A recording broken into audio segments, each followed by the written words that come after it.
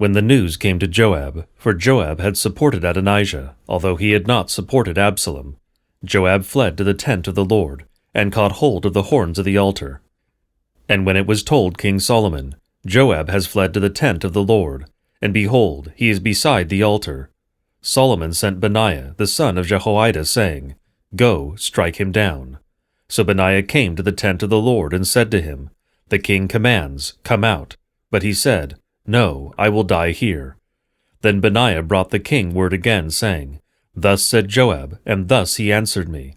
The king replied to him, Do as he said, strike him down, and bury him, and thus take away from me and from my father's house the guilt for the blood that Joab shed without cause. The Lord will bring back his bloody deeds on his own head, because without the knowledge of my father David, he attacked and killed with the sword 2 men more righteous and better than himself, Abner the son of Ner, commander of the army of Israel, and Amasa the son of Jether, commander of the army of Judah. So shall their blood come back on the head of Joab, and on the head of his descendants forever. But for David and for his descendants, and for his house, and for his throne, there shall be peace from the Lord forevermore. Then Benaiah the son of Jehoiada went up and struck him down, and put him to death, and he was buried in his own house in the wilderness. The king put Benaiah the son of Jehoiada over the army in the place of Joab, and the king put Zadok the priest in the place of Abiathar. Then the king sent and summoned Shimei, and said to him, Build yourself a house in Jerusalem, and dwell there, and do not go out from there to any place whatever, for on the day you go out and cross the brook Kidron, know for certain that you shall die, your blood shall be on your own head. And Shimei said to the king, What you say is good. As my lord the king has said, so will your servant do. So Shimei lived in Jerusalem many days. But it happened at the end of 3 years that 2 of Shimei's servants ran away to Achish, son of Maacah, king of Gath. And when it was told Shimei, Behold, your servants are in Gath, Shimei arose and saddled a donkey, and went to Gath to Achish to seek his servants. Shimei went and brought his servants from Gath. And when Solomon was told that Shimei had gone from Jerusalem to Gath and returned, the king sent and summoned Shimei, and said to him, Did I not make you swear by the Lord, and solemnly warn you, saying, Know for certain that on the day that you go out, and go to any place whatever, you shall die? And you said to me, What you say is good, I will obey. Why then have you not kept your oath to the Lord, and the commandment with which I commanded you? The king also said to Shimei, You know in your own heart all the harm that you did to David my father, so the Lord will bring back your harm on your own head. But King Solomon shall be blessed, and the throne of David shall be established before the Lord forever. Then the king commanded Benaiah the son of Jehoiada, and he went out and struck him down, and he died.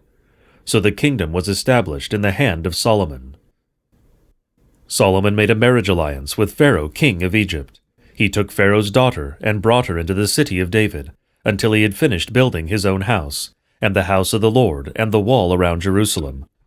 The people were sacrificing at the high places, however, because no house had yet been built for the name of the Lord.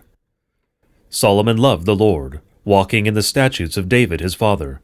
Only he sacrificed and made offerings at the high places.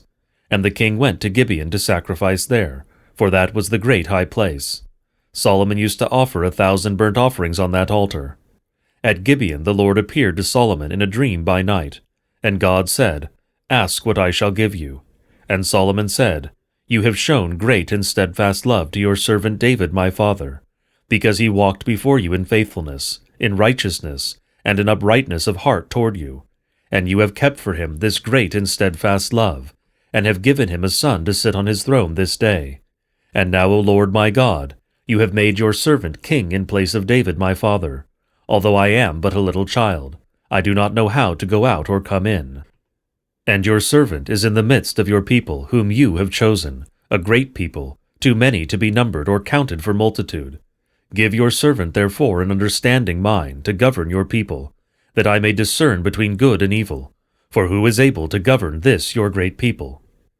It pleased the Lord that Solomon had asked this, and God said to him, Because you have asked this, and have not asked for yourself long life or riches, or the life of your enemies, but have asked for yourself understanding to discern what is right, Behold, I now do according to your word. Behold, I give you a wise and discerning mind, so that none like you has been before you, and none like you shall arise after you. I give you also what you have not asked, both riches and honor, so that no other king shall compare with you all your days. And if you will walk in my ways, keeping my statutes and my commandments, as your father David walked, then I will lengthen your days. And Solomon awoke, and behold, it was a dream. Then he came to Jerusalem, and stood before the ark of the covenant of the Lord, and offered up burnt offerings and peace offerings, and made a feast for all his servants. Then 2 prostitutes came to the king and stood before him. The one woman said, O my lord, this woman and I live in the same house, and I gave birth to a child while she was in the house. Then on the 3rd day after I gave birth, this woman also gave birth, and we were alone. There was no one else with us in the house, only we 2 were in the house. And this woman's son died in the night, because she lay on him.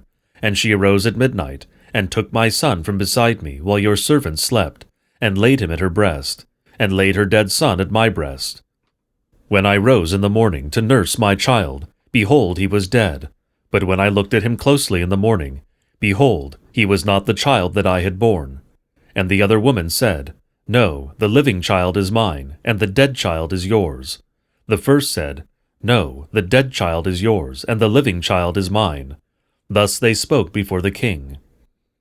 Then the king said, The one says, This is my son that is alive, and your son is dead.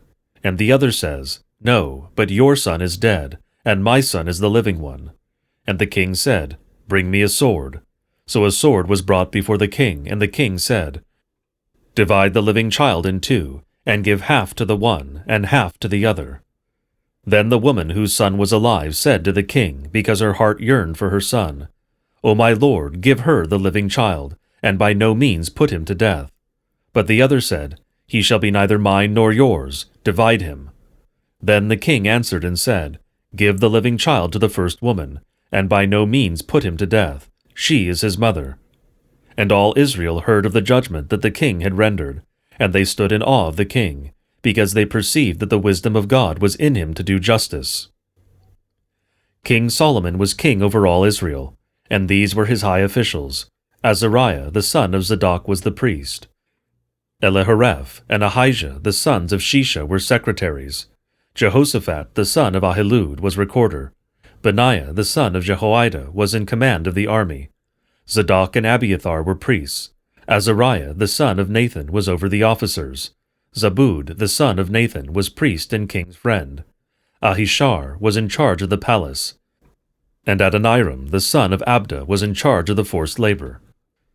Solomon had 12 officers over all Israel, who provided food for the king and his household. Each man had to make provision for 1 month in the year.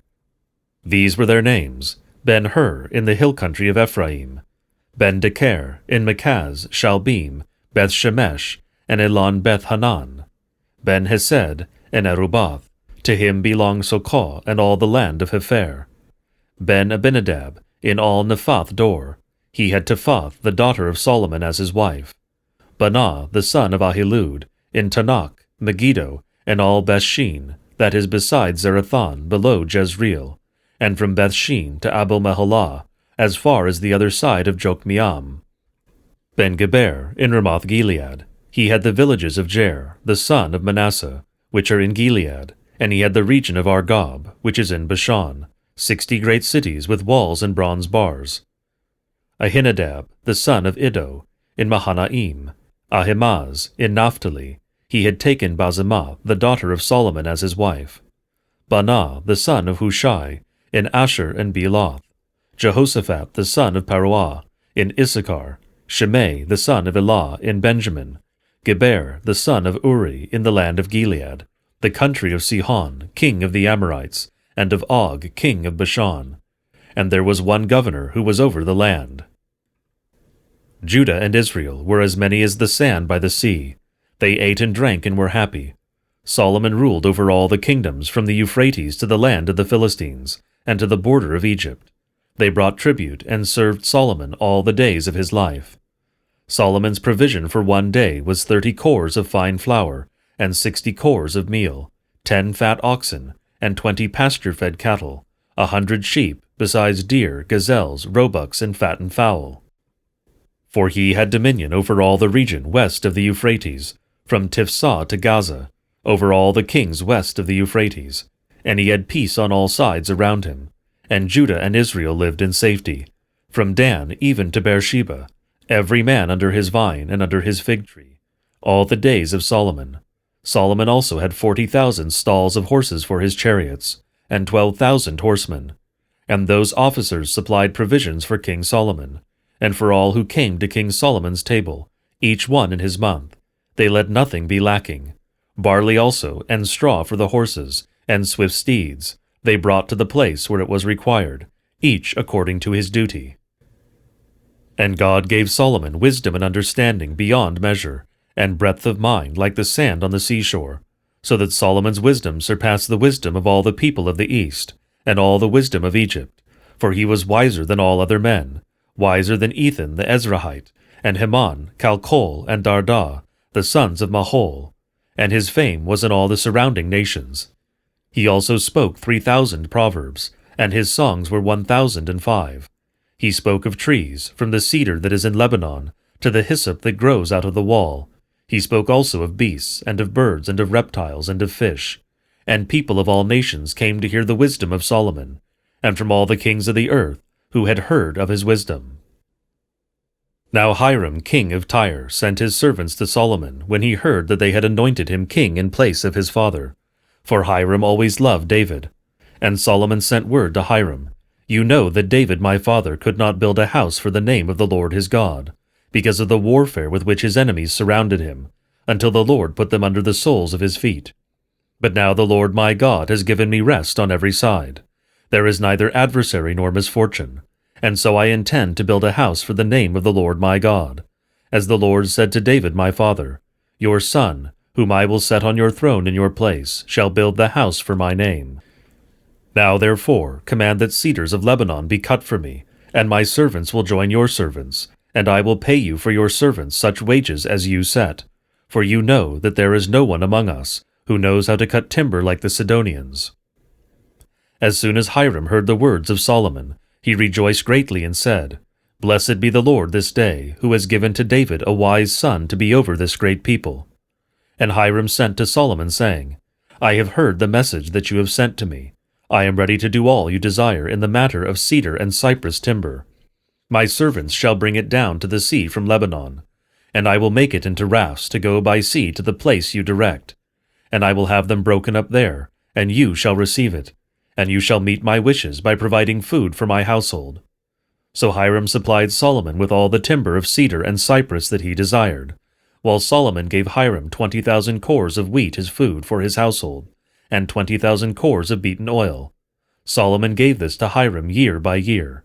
And the Lord gave Solomon wisdom, as he promised him, and there was peace between Hiram and Solomon, and the two of them made a treaty.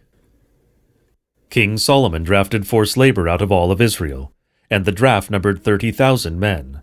And he sent them to Lebanon, 10,000 a month in shifts. They would be a month in Lebanon, and 2 months at home. Adoniram was in charge of the draft. Solomon also had 70,000 burden-bearers, and 80,000 stone-cutters in the hill country, besides Solomon's 3,300 chief officers, who were over the work, who had charge of the people who carried on the work. At the king's command they quarried out great costly stones, in order to lay the foundation of the house with dressed stones. So Solomon's builders and Hiram's builders and the men of Gebal did the cutting and prepared the timber and the stone to build the house.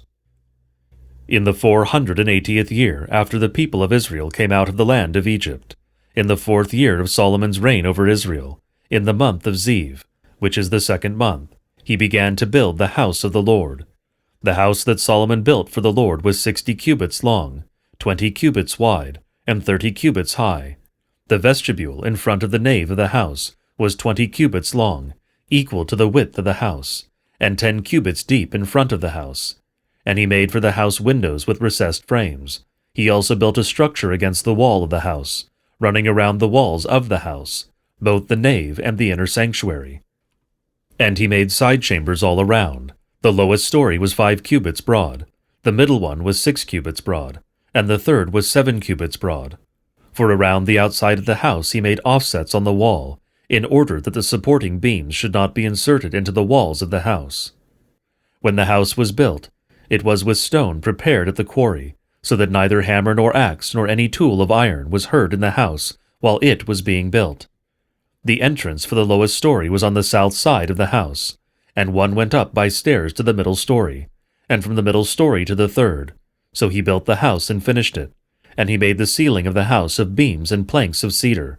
He built the structure against the whole house, 5 cubits high, and it was joined to the house with timbers of cedar. Now the word of the Lord came to Solomon, concerning this house that you are building, if you will walk in my statutes, and obey my rules, and keep all my commandments and walk in them, then I will establish my word with you, which I spoke to David your father, and I will dwell among the children of Israel, and will not forsake my people Israel. So Solomon built the house and finished it. He lined the walls of the house on the inside with boards of cedar, from the floor of the house to the walls of the ceiling. He covered them on the inside with wood, and he covered the floor of the house with boards of cypress. He built 20 cubits of the rear of the house with boards of cedar, from the floor to the walls, and he built this within as an inner sanctuary, as the most holy place. The house, that is, the nave in front of the inner sanctuary, was 40 cubits long. The cedar within the house was carved in the form of gourds and open flowers. All was cedar, no stone was seen. The inner sanctuary was prepared in the innermost part of the house, to set there the ark of the covenant of the Lord. The inner sanctuary was 20 cubits long, 20 cubits wide, and 20 cubits high, and he overlaid it with pure gold. He also overlaid an altar of cedar. And Solomon overlaid the inside of the house with pure gold, and he drew chains of gold across, in front of the inner sanctuary, and overlaid it with gold. And he overlaid the whole house with gold, until all the house was finished. Also the whole altar that belonged to the inner sanctuary he overlaid with gold.